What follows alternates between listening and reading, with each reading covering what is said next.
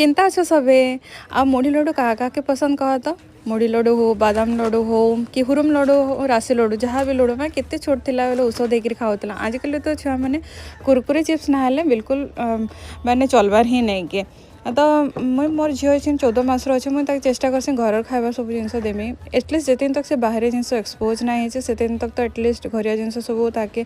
बनईकि ही खावा के देमी कहीकि तो एटा मोर माँ बते दौले मत केमती मुढ़ी लड्डू बना आसे मैंने केतकी कर गुड़र पाग करावा जे मैंने बेसी पाग कले उखड़ा ही आसे बोली मत कहते यहाँ मत लगुला कि मैं बेसी घाटी देली ना उखड़ा हो बोलिकी बट थैंक गॉड ठीक से पूरा पाग होता देख यहाँ राशि और मुढ़ीटा मिसेकरी आम पागटा बनईलु पूरा एक्जाक्टली बढ़िया से पूरा परफेक्ट होता मुई ट्राए करी लड्डू बनावा के बाकी एत गरम थिला जे मोर हाथ पूरा टी पुडला लेखा लगला तो माँ बोले कि हो दे मुई जल्दी जल्दी कर दौचे नेक्स्ट टाइम तु बनाबू न बोलिकी बन दौले एक्चुअली